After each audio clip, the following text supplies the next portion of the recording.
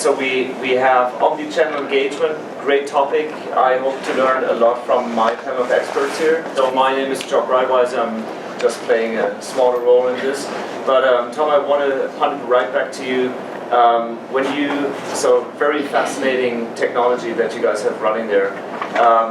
When you look at the market, when you see what's going on, talk to me a little bit about some of the best practices that you see today. Yeah, the key for us as marketers is to track all channels. Most of you being young marketers, I'm kind of an old guy. $240 billion a year is still spent on broadcast advertising, television and radio.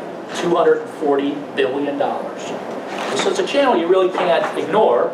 It's a channel that exudes a ton of influence and leads to a lot of other things. The problem the TV guys got is while we're all sitting there watching a show, what are we doing? All right? We're texting our friends, we're doing this, we're doing that. So when a car company delivers a TV ad to us and we're interested in that, I research on their website the brand, the model, the vehicle, whatever that was advertised.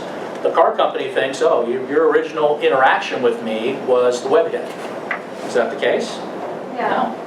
I mean, Yeah, the original influence, you're right. The original influence was the broadcast ad, right? So in omnichannel, the key is making sure that you can track every single brand interaction that your customer has along the journey, and being able to tie those all back together so we can rationalize that to know it's you versus you versus you. I thought Cirrus had a great point this morning, the guy from Gum Gum, if you were in this room, where he said it's all about getting the right message to the right person at the right time.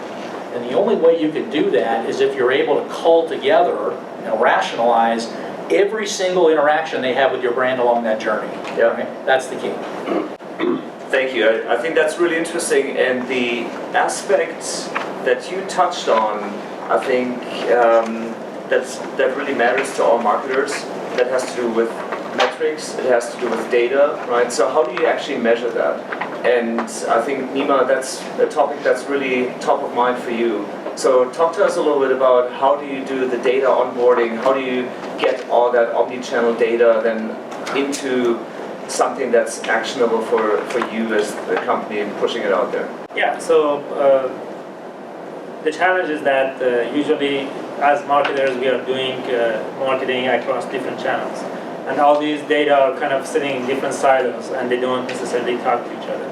On the digital side, the good news is that you could potentially get all of that easily at one point. But then there's the offline and then the sound bites that are here and there. And getting all this information into one bucket and be able to kind of get that information and build the processes and onboard those data into for example, your digital channel. So the same kind of data that you're getting from your offline, from the storefront, from the kind of digital campaign and everything, and put it through a database that is basically, you could now upload it to your ad platforms, and there you are able to kind of touch the same people across the board, whether or not they have been on your website, whether or not they have been interacting with you, and you could find them across the board. Yeah.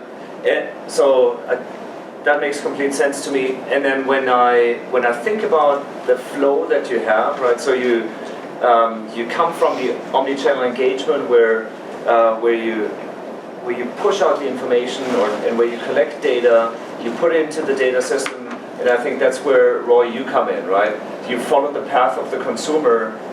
How do you do that? What are some of the best practices that you know there? Yeah, so I mean, I have some, or a lot of bad news for a lot of people, because everyone's saying, just bring the data into one place and you're good. And we'll talk about it maybe later in another question, but it's not, it doesn't work like that. I mean, no company in the world, not even Google, has a system that is so generic that can take everything and can answer all of your questions. To your point, I think from before about one tool to rule them all.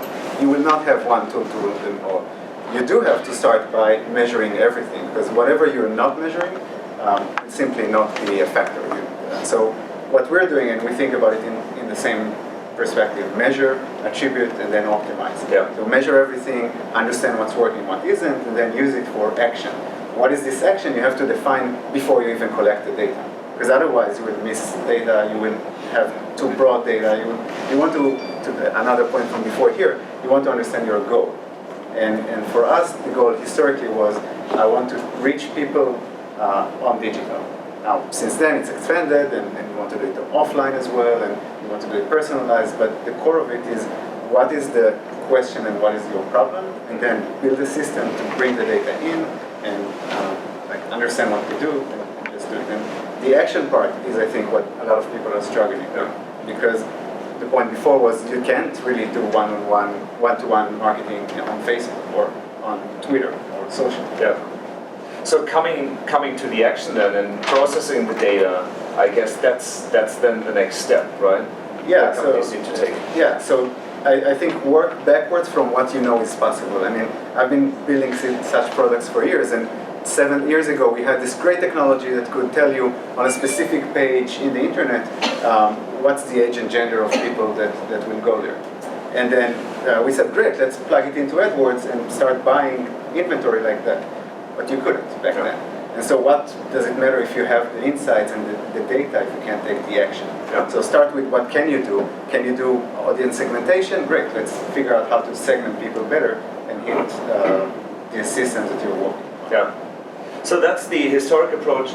Jacob, when you look into what you see as some of the next trends for omnichannel, where do you see the train going there? Well, I mean, the big part, and it's going to play off what everyone else is saying here, is we're collecting all this data, we're getting it into one spot, that's great. If you have data sources from all the channels you're getting, whether that's only 3 or 4 to 15 different marketing channels you're using, you get it all into one spot, and you're having difficulty like, hey, we can't take action on this. One, it's very difficult to see what all of that actually means as a whole, and tell that story. So one of the trends I've been seeing is a lot more focus on visualizing that data in a way that not only us marketers can make actions on, because ultimately sometimes it's not even up to us. We can tell our boss, like, hey, I think this is going on. But we have to take all this data, simplify it into a visual dashboard, and then simplify it again so that the executives can even understand what the hell is going on. Right. Because at the end of the day, in order to take action, I need buy-in from my executives to say, all right, invest X amount in this channel, because we can actually see that. And it also goes back to what we said earlier in the panel, knowing really what kind of business challenges you're trying to solve to, and what you're really looking to achieve. So you're really trying to you're trying to figure out what that story looks like for the customer, right?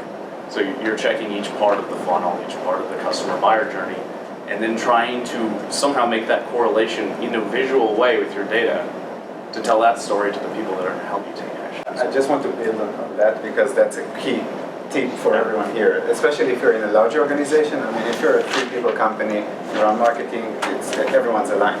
But we work with like Allstate and Verizon, and those folks, when you go and you put everything into one place and you have a coherent story, and for us it's about ROI, Of course. Yeah. Also known as Roy. But then what happens if the organization isn't prepared for that? The executives are saying, well, yeah, ROI can't really measure, let's do reach. That's our metric. So you have to, a lot of what we do right now is change management and adoption within the organization. And that's, as marketers, that's the key. Yeah. No matter what technology you use, which tools you'll use, until you have buy-in from people how you measure, like what's the success like, and you measure towards that, or you change their mind, nothing will be too fruitful. Before I punt it over to you, Tom, because I see you agreeing vehemently. So one of the challenges that I think many marketers have is that their audience, in terms of the executive making the ultimate decision, may not always be the person that is most educated in the space that you're presenting, right? So you come up with amazing data, but it may or may not mean something to the executive who ultimately needs to make the decision. How do you go about that? How do you tailor the results, the insights that you have, so that your audience, the executive who actually gives you the money for it, that they actually understand this is the data that matters, and my cloud score just went up from 75 to 80. Yeah, Cloud score is not even recommended. I know. Was a joke. That's a joke. Sorry. Doesn't track LinkedIn. I'll flag that next time. Yeah. Senior executives are coin operated, right? They care about three things. They care about the top line, they care about the bottom line, and they care about the share price. So our job as marketers is to be able to describe and translate our data into one of those three drivers, because that's all they care about. If you look at their comp plans, that's 50% of their pay is on one or all of those three items. So our job is to take those pieces that we know so well and turn that back into something that talks about how it's going to be a driver of the top line. It's going to improve our marketing spend and optimize our marketing spend so we can reach more people and actually spend less, improving our bottom line, which both end up driving our share price. That's your key. Yeah, I think I can simplify that a little bit as well. It is just getting really good at listening to what they're asking for. Listening to what your executives want. Because, yeah, it's going to be top line, bottom line, you know, XYZ. You might have a really particular CEO who's only focused on design and engagement. Right? So you really just need to try to listen and ask the right questions. Like, how can I tell the story that you want to see from the business so we can get insight into whatever's driving this. And you have to have somebody define the business objectives for you first. Right. And fortunately, like, since I'm kind of in internal communications now as well as external, I spend most of my time just, you're almost babysitting. Like, okay, so what does that mean for you? Like, what does success look like? I mean, sometimes you just have to pull it. You can't just say, like, what's your purpose? Dude, I need to know what to measure. It's really like massaging a conversation and building a relationship with your executives so that you can say, all right, here's what I've got together. Here's how I think I can answer that question for you. What do you say? Right? And always kind of give it back to them make the final decision so they can take credit for it. Yeah, sounds great. Dima, is that something you run into as well? I run, but I look at it differently. First of all, just because they are executive doesn't mean that they're right. And just because they have an idea around what right KPI is, might not be the right approach. So I think it's our responsibility to also educate them as well. Of course, you have to be a little bit clear in terms of how you're making that conversation, kind of segment it. The same way we are doing marketing. When you are doing this, having this conversation with different executive teams, you have to kind of segment your messaging as well. For example, Chief Revenue Officer and CEO might be caring about the top line. For example, the CIO might be caring about the kind of total cost of ownership and different things. We have to be able to kind of understand what their needs are and then adjust your conversation a little bit towards what their needs are, and then help them understand what are the best KPIs that they can do. At the end of the day, it's not their day-to-day job to think about what is the best metrics to improve things, because, for example, if you have a CEO that cares about the design, but your objective is to design and drive revenue, those two do not always necessarily work together. So you have to find a balance to say, okay, these are the KPIs that helps to improve, for example, design, but these are the KPIs that not only helps you achieve those, but also help you hit the top line as well. Yeah. So it sounds to me like you also need to have an executive in front of you who is willing to listen, or you need to know when to stop pushing. Yeah, it's a matter of building that trust to be able to make sure that you're able to have that communication more honestly. Another best practice there is playing what if scenarios. I mean, for us, we are sitting together with the digital display folks and the search, and are saying, okay, what happens if our data shows that you need to take the budget away from search and into display? And they might say, yeah, or they might say, well, we want to reach as many people as possible, so that then you understand that this is their main metric. Yeah, that's where you can tweak whatever your tool is.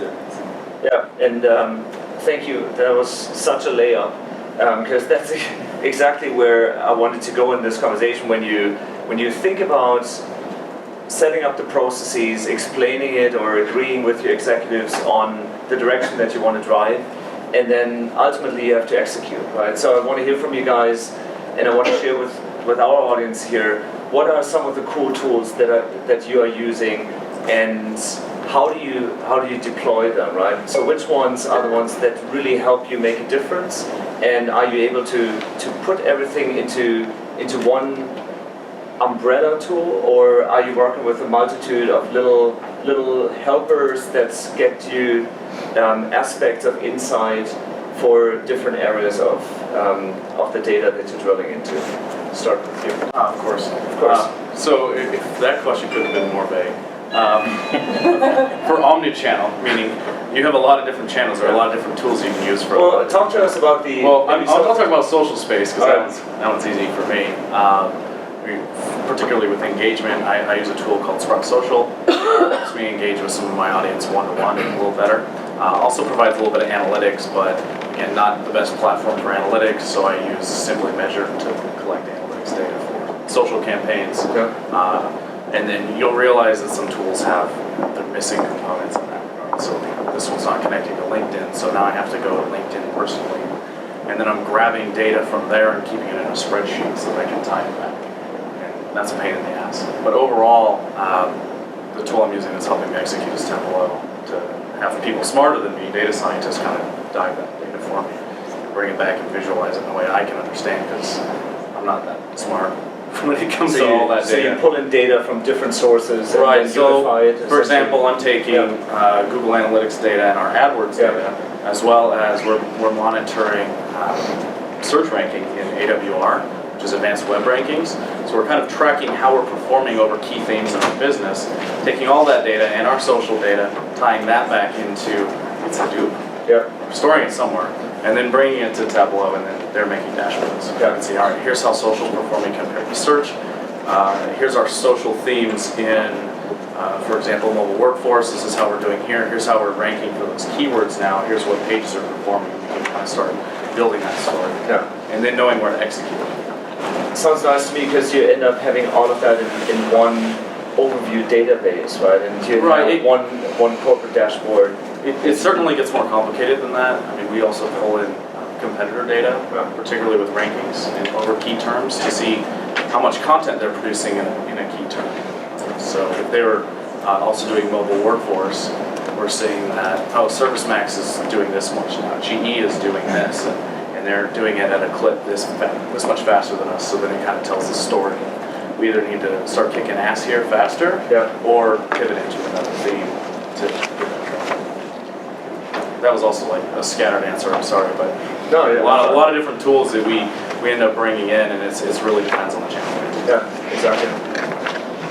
So in our end, what we are trying to do is have a central hub for all the data, because as Roy mentioned, there is no single tool that rules it all. But the way we do it is that any tool that we select, we make sure that we have the ability to connect the data together. So anything that we choose, we have to make sure that it has an API, and that API, we are using that API to connect the data and bring everything into our marketing automation system. And from there, we are able to kind of decide what we want to do. For example, we want to run a campaign, show the ads to the database based on certain messaging, make sure that the same message is going through our email campaigns, the same thing is going through our social campaigns, and so on and so forth. So even though we might be using various tools, but we make sure that we have a central hub for all of this, and then pull the data from across all the tools rather than doing it from the Excel file, Excel sheets, which is going to make me very older than I am, is basically making sure that the API calls are doing the work for us. I think another tip here is, again, for everyone, because a trend of bringing the data to your system is something that we've seen a lot. It's been around for a little bit. And it's becoming better, but always think about the granularity of data that you're bringing in. If it's a user level data, great, but then make sure, to your point, that you can connect it to another system's user ID. And so be very specific with the vendors that you want to go after. Hey, how do you connect the user level data? You have keys ABC, and this system has keys 1 to 3. Do you have a sync that you know how to match it? And then how much loss do you have? Things like that, if that's a user level. If it's more aggregate, there are different ways to do it as well. Another tool that a lot of people are using is Datarama. I don't know if any of you heard about it. They're very strong with agencies. that they are trying to bring the data together from different sources, like LinkedIn and everything that you're doing in marketing at a campaign level, more aggregated than user level. But still show you, to So your you're point, just making sure that all of the tools you're using are playing nicely with each other. Yeah. Can you repeat the name of the tool? Datorama? Datorama. How do you spell that? DATO. Oh, Datorama. Datorama. Oh, Datorama. Yeah. Great, thank you. Great question. Thanks for clarifying. Tom, you say one of your favorite tools is Tone? Yeah, our little audio beating tool, it basically allows us to be able to seed every marketing channel so that we can track and get this common thread through everything. Whether it's broadcast, whether it's social media, whether it's real-time data. And then as we were just talking about, the ability to kind of tie together all the different data elements, not only from our marketing standpoint, but also think about tying together the operational systems of an enterprise. Retail transaction data, right? Consumer and loyalty marketing data, loyalty database, things like that. We do a lot of work with retailers, obviously, and then a lot of professional sports teams. And these guys have real-time operational dashboards that they run on an iPad. So they look at, for an example, one of our NBA teams looks at ticket sales, they look at merchandise sales, they look at concessions, and they track about 5,000 people inside the arena for a given night.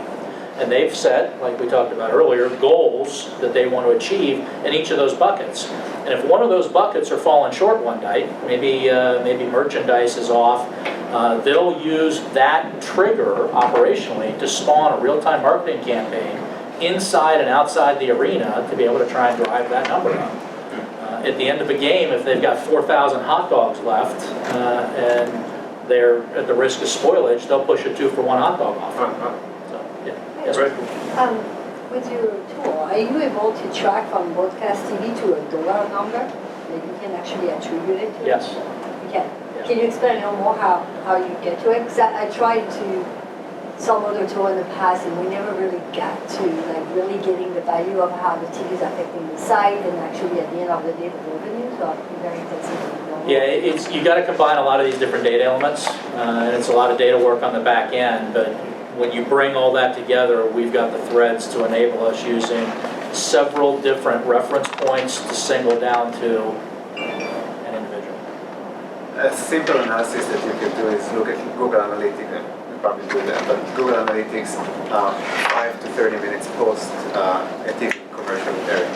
And then after a few times that you do that, you can kind of establish a baseline. What's the normal traffic, and then what's the spike, and then it's more like it's less precise than what he's saying.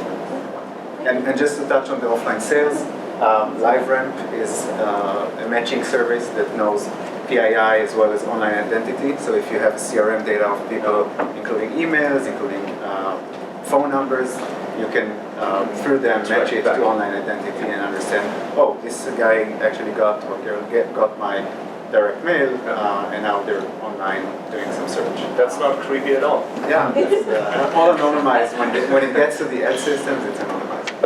And Data Logics is a retail vendor, so if you have offline sales in several retail locations, they can bring the data in. Amazing. With LiveRamp, match it and hit them.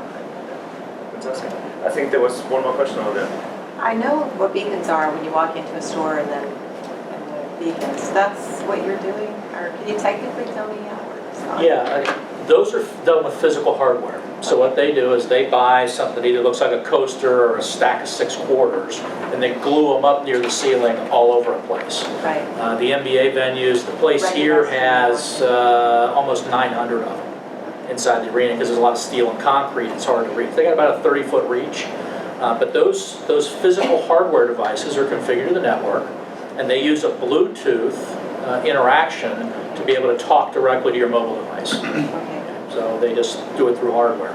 Well, you got to spend a lot of money buying hardware. You got to configure it.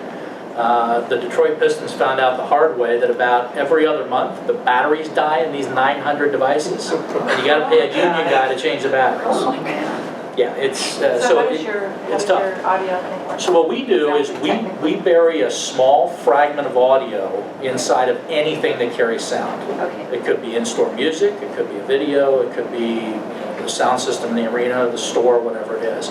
We just bury an extra signal along inside of whatever's playing. Like a commercial, I do an audio commercial. A TV commercial. You give us audio to bury into that commercial. Yeah, or we do it for you, yeah. And then we And then tone enable their mobile application. Speaks to the mobile. And it talks directly to the phone device. Is that a frequency that a normal ear can't hear? It's within the normal sound range, so we sit down below and inside the sound register, but it's imperceptible. It's we use sound that doesn't naturally occur, so our brains filter it out as noise. There are other technologies that use ultrasonic frequencies in venue, ultrasonic being 20,000 hertz and higher. The difference is you can't use that in anything broadcast. No radio, no TV, no nothing. No, You you can't can't use transmit. the government. You can't transmit it. Frequencies. You Yeah. can't use the government frequencies in your That's it. commercial. So our thing sits inside the register, so we literally can use it across any marketing channel we've got. Can animals hear it? We technically hear it. We just hear don't it. It's in register. our You just filter it out. Yeah, we filter it out. Subconsciously. Also, when you say that, so the app is sound enabled, are there privacy concerns with that? Well, we anonymize most of our stuff, and the way most of our customers go about it is programmatically. So they'll go out as part of this program, and it's usually used in conjunction with a loyalty marketing or other Beacon program, and they'll talk about the benefits of you being part of this cool club. They basically give them access to things that us as general public people can't get. Yeah. Right? Player visits, right? A call from your favorite player on your birthday, stuff like that, stuff that you just can't get, and they use that as incentive Yeah. to be able to get To give people up to opt in, right? Gotcha. And so long as we as marketers, right, don't abuse that privilege, right? We don't oversaturate them with garbage, and we don't hit them with nonsensical or what I'll say are non-contextual kind of offers, right? So offering me something that I just bought a month ago is ridiculous. Right? Nothing makes me more mad than getting a diaper coupon on the back of my grocery receipt. My kids are too old and I'm too young. So it drives me crazy. Right? So make the offer relevant and don't kill me. Right? Don't oversaturate and abuse the channel. And so long as we kind of play within that yard, you have an unbelievable value proposition. You know every single brand interaction along the way. Very cool. So so we talked about best practices, we talked about the flow of the data, we talked about following the consumer through the omnichannel. I want to bring it all together now and talk a little bit about some examples of companies that do it really well, in your opinion, and maybe give us some color on why you think they're doing such a great job. And Nima, I think you called out Starbucks as one of the examples.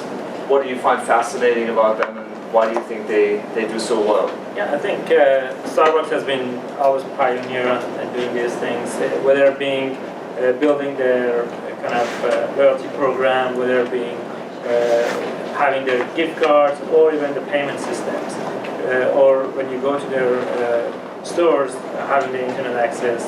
It's across the board that you always have this messaging. And one of the challenges that, for example, people face is that they might not have the cash or credit card with them, but then they can use their mobile system to basically pay for that. Making things as easy for people to leverage it. So it's not just about finding people on different channels, but also creating a customer experience that is delightful and helps people to kind of remember the brand and come back. Very nice. I want to talk about your example, Convertro. Doesn't sound like a B2C brand to me. I don't know what they do, but if you just want to talk about them for a moment and tell us a little bit about it. We basically we got acquired by AOL for $100 million 2 years ago. AOL since then was acquired by Verizon, never mind. But a lot of our customers are B2B with different types of B2B. So you have subscription based, you have CPGs, you have insurance, you have all kinds of verticals. And what we do is we track the consumers for them. Gotcha. To your point about which companies are successful in omnichannel, I think a surprising maybe answer would be CPG. Now at the user level, they haven't been very savvy there. They don't have a lot of the data because it's being sold in retail spots, not their own. But historically, they were the cutting edge of understanding what actually drives the needle, because they need to understand exactly every like Procter & Gamble as an example. They need to understand exactly what's driving the needle, what's moving the needle, what's driving people to buy. And yes, they're doing it historically through media marketing, media mix modeling, if you know, marketing mix modeling, looking at high level, I'm selling this much this month and I'm selling this much that month, next month, and I ramped up my TV, okay, that's the impact. So historically they've been doing it in a very high level way, but they're becoming more and more safe in their use of it. Have you seen any specific examples where you say, man, that company really stands out and they... So this might be a cop-out because I'm going to play off the Starbucks card here. And this is totally outside of like data, and this is just coming back to human elements and co-branding. But there's this small company called Spotify that ended up co-branding with Starbucks and giving the baristas and anyone in the coffee shop ability to have a Starbucks playlist in Spotify. And Spotify is now engaging through a Starbucks channel, which I don't know if you guys have seen Starbucks around the block, but they're everywhere, right? So they just hit a channel of coffee consumers across the entire nation by co-branding with Starbucks in the first place. So I thought that was very interesting that they were smart enough to just get in the largest coffee house and just suddenly have like complete channel access across the board. So not super data or technically, but it just came down to somebody thinking like, oh, we should probably co-brand with Starbucks, and like since then, Spotify's pretty damn successful. Yeah. I'm waiting for an office brand to co-brand with Starbucks and just put office chairs and everything in there because everybody's sitting there and working anyhow. I mean, and those are the kind of things that don't immediately come to mind when we have these conversations. What tools could we use? What other thing? Like that seems kind of simple. Like, what if we could put our platform in the hands of everyone that goes to Starbucks? Yeah. Like that's a different way of thinking about how to engage with the audience as well. Using other companies. To your point, like, don't all startups want to be part of bigger brands, but how will they allow you? They created a win-win, right? Like Starbucks can see like we can reach all of their audience as well, right? And it's an engaging in-house experience that's going to keep people it's a benefit for people while they're sitting in Starbucks, right? So while you're there, you're like, oh, I can control the music. This is great. I'm thumbs up. You're engaging with artists, and people are very, obsessed with their music. They have their choices. Like it's kind of like this little game. Like, oh, I love that Starbucks is playing this music. They're still in the coffee house for an hour, and they're going to get a refill. They're going to buy some more Starbucks products. They're going to just become more and more saturated. It helps that Starbucks sells drugs. Caffeine that everybody is think about it. Like caffeine is something that many people. You'll get a phone call from them. Yeah, cut the video. Caffeine is a drug. Now it's widely accepted as an okay thing, and I'm sure many marketers have lots of caffeine. So there you you go. relate to that. Yeah. Sorry for the tangent. I'm still creeped out about the noise thing. I wanted to go back to you for maybe an example, Tom, that you see, a company that has been doing extremely well. Or I know that the Pistons are pretty high up on your list. Yeah. Any others, or? Yeah, Pistons did well. I think Jacob brought up a great thing about this partnership. We've got a couple of customers that have actually used this to enhance their own revenue streams. So we've got a 600-screen movie chain nationwide that before the trailers start, they roll basically TV commercials in the theater. Everybody seen that? Yeah. So you see Cadillac, or you see Verizon, you see whomever. So what they've done is they've started toning those because all of their movie tickets, you walk into the theater by scanning this. They have no paper tickets at all. It's all on here.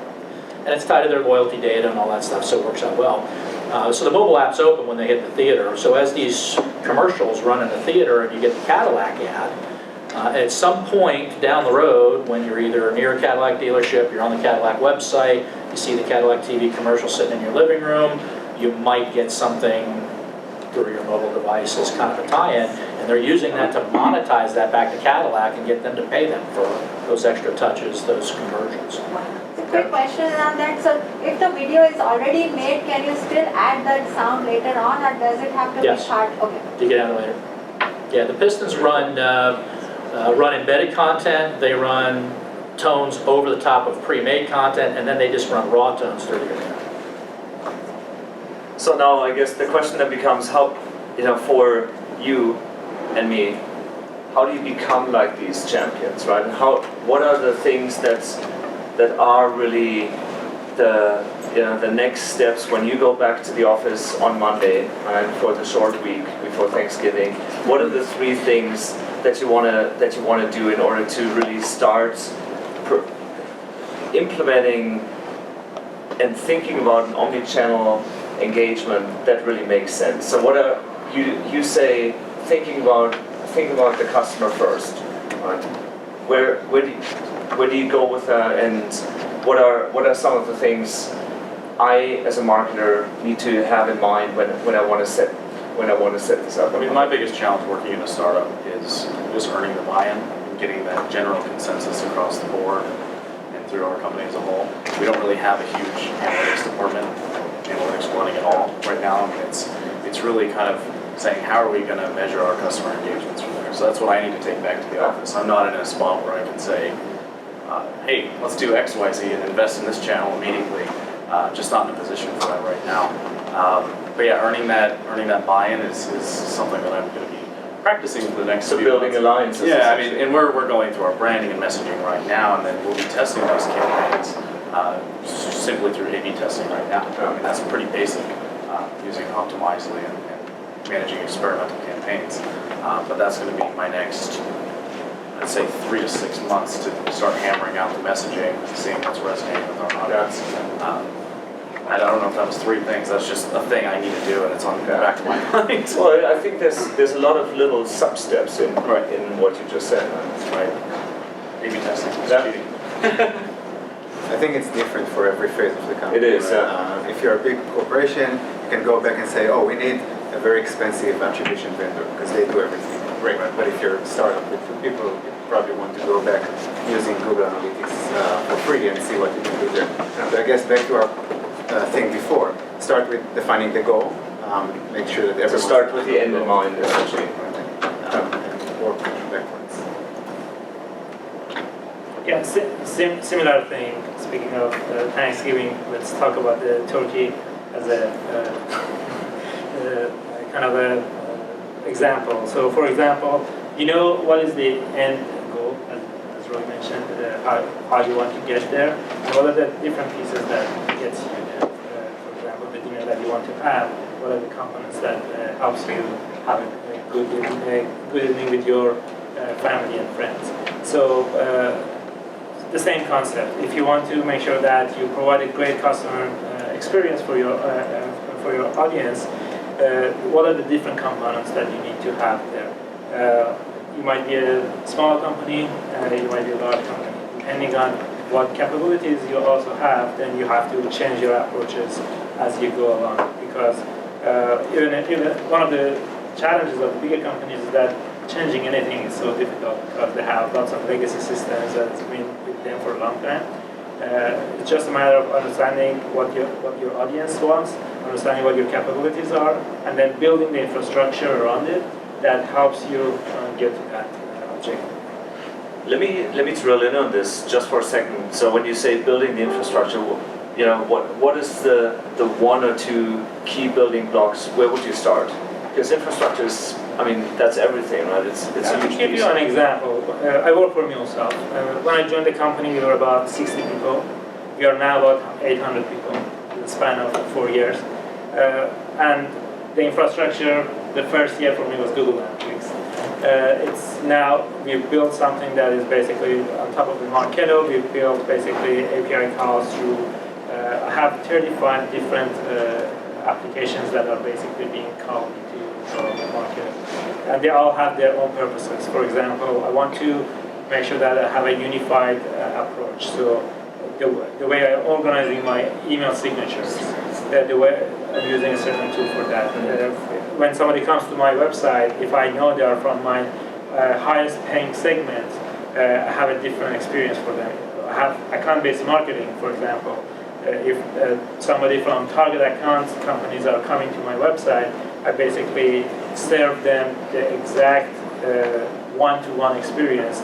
For example, Best Buy comes to our website, they see an ad that says how new Microsoft could help Best Buy and goes to a landing page that basically walks them through how it could help them. So it's just building all those elements to make sure that you create that experience that feels like a red carpet.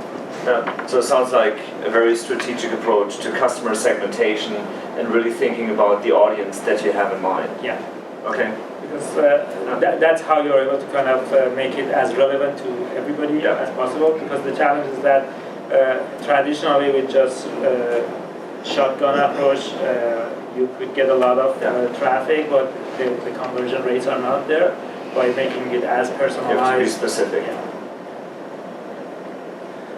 Yeah, I would agree and echo with the rest of what the team has said. I also add, a couple little things. First, track everything. Even if you don't know what to do with it, capture the data. Stick it away somewhere. Someday you'll figure it out. Secondly, as we start to think about omnichannel, right? And everybody likes to talk about IoT. This universe of channels is expanding all the time. There's all kinds of new touch points, all kinds of new interactions entering into the market every day. Find good partners that can help you do that. You don't have to do it yourself. Partner with people. They'll kind of help you integrate some of those things. There's some great connection points that can help you bring all this together and make sense of it. And I think just keep adding data to the pile, and you'll get to the end. I think that's a really interesting point. I just heard an interview with the CEO of Cloudflare Network Security yesterday, and she talked about how when they were just a tiny company, she would, really dive deep into the customer data, really understand who the customers were, what their challenges were, why they bought, and so on and so on. And then as the company grew, obviously the spreadsheets with the number of customers they acquired per day would grow as well, right, and become really large. And she would still hammer on her employees and say, you know what, you have to sweat the small stuff because you have to lay the foundation, because if you don't understand what you have in terms of the data that's available to you, you're not going to be able to scale, even though you want to scale later on, and even though it's going to eat up a lot of time right now, but it's going to hamper your growth later on if you don't have that. Where do you guys stand? Do you have any questions? Did we miss anything? I have a question. So I think the digital part of Omnichannel is sort of straightforward. I mean, it's not easy, but sort of straightforward. You bring in all the data from all the different channels, whether it's search, social, whatever. What are some of the things that you have tried for combining off-channel and like off non-digital and digital together, like in-store visits or direct mail? Stuff. I mean, I don't do that, but I just want to hear your thought on how you put those pieces together. I mean, I will share from our experience. I think you can, when you talk about offline, it means sometimes different things to different people. Okay. And so you have offline that has no way of getting digitized today, like direct mail. I mean, it's just simply you put something and you send it over. And you are slightly disagreeing already. Well, I mean, I also disagree. There is a technology from HP. It's called Arusma. You can actually encode that, like build something over it. It's like animation, something, whatever. It could be a QR. It's something like that. And you can have something that they can. And you can then scan and digitize. You can even put your website there, and when they go, it's a special code. I mean, I'll take it back that you can always hack something, but I'll say at scale, it's one thing. Going into a store, it's almost like, to me, it's almost a solved problem already. I mean, location, if you think about us as Verizon, it's not really a problem to get people's location, but there are a ton of companies out there, and it will scale. Beacons will scale. It's a no-brainer. TV, it's like, oh, man, how do I start with TV? So you have the audio thing. I mean, the trend is addressable TV.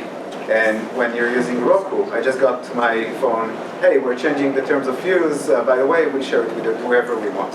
Okay, I mean, I don't care about that. But as TV becomes more digital, that's a solved problem as well. So everything that is becoming out of home is today very much not non-digital, but digital out of home is something where you start seeing smart kiosks, where just the fact that you walked by and you looked at the commercial, it's already knowing about it. Right, and I want to bring it back to the question though, because I think we answered only a part of it. So how do you bring together analog or Yeah, not so the second native Datorama, are you digital? saying Datorama, that's Live RAM. live RAM? So that's the second piece. The things that aren't immediate digital, you can onboard with Ad Series 1 live RAM.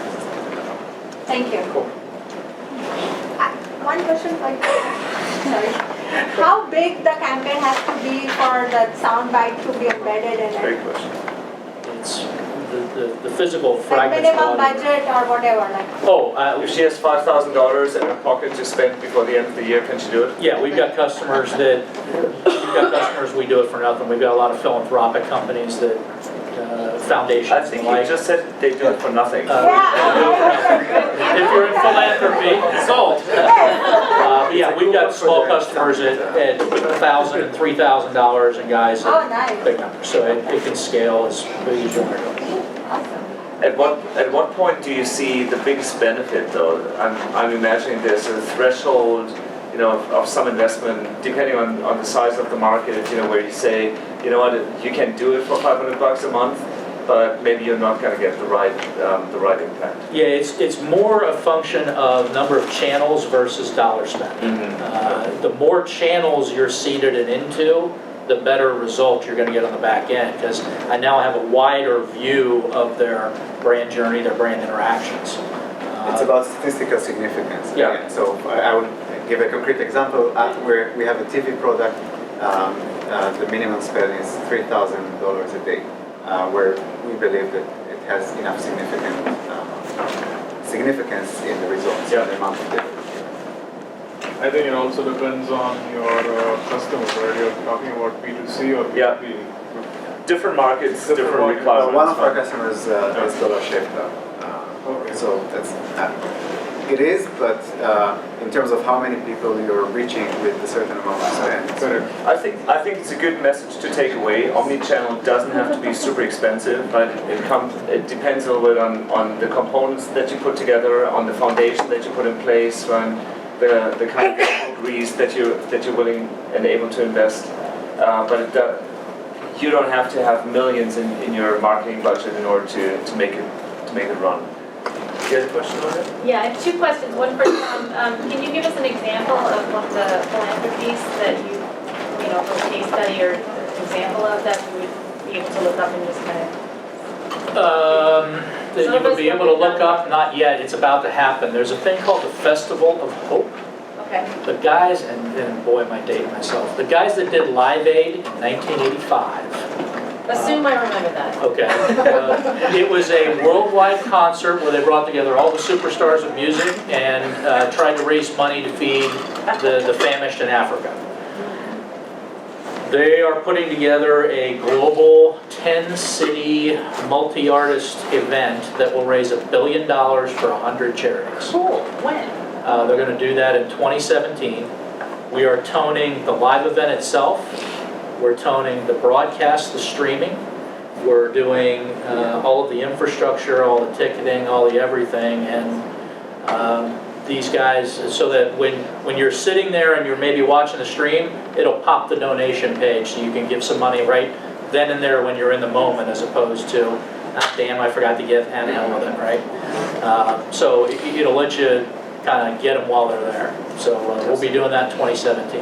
You had a second question? Yeah, my second. Yeah, it'll tie into the Apple Pay or whatever the payment is on the phone, right? You can do it right then and there on the phone. We've also got clearinghouse. The second question is about duration. So in project management, there's, you know, the iron triangle, scope, time, and cost. We've covered some campaigns. The question was about like how much budget.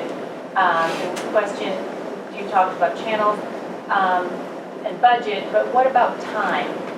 Her question was about the campaign duration. Can you, any of you speak to that? So the question is, how long does your campaign have to run in order to be meaningful? Yeah, what are you seeing as like, as you're advising customers? Optimal. Or is there a best practice, you know? I'd say the Exactly. sales cycle. I mean, what's your sales cycle? If you're auto, it's longer. If you're CPG, it's very, the actual direct response is very short. And of course, you have the brand aspect. The simple answer is you have to track always, and then based on your expected results. Another specific tip, for TV, we've seen as little as 5 to 10% in direct response, and the rest of the 90% is actually people going 2 days later and making a purchase and things that are not within the first 5 to 30 minutes. But it's a good, Which you're hopefully able to track with Tableau then. with other. Right, Tableau is just visualizing it. that's right.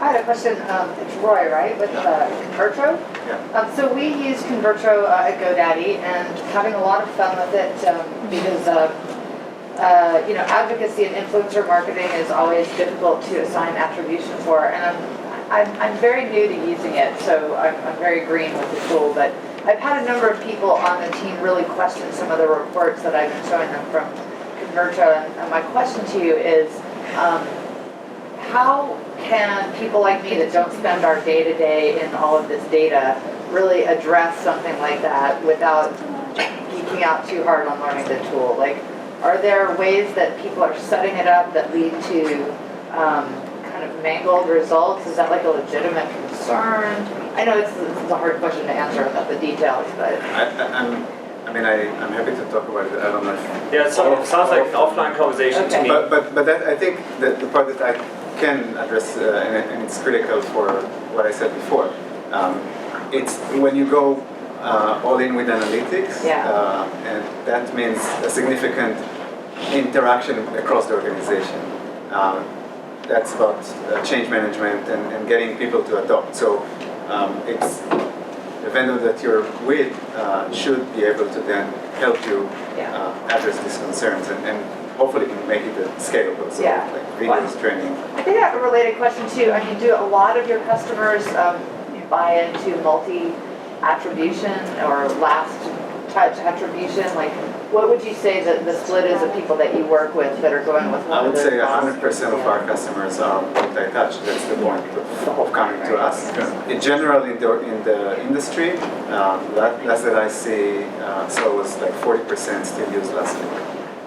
That's all. And my answer when we talk about algorithms and results, I'm always thinking, is it better than last click? Is it getting you one step ahead, or you're stuck in thinking that everyone that came to the website today from Google is the one that this is what impacted them.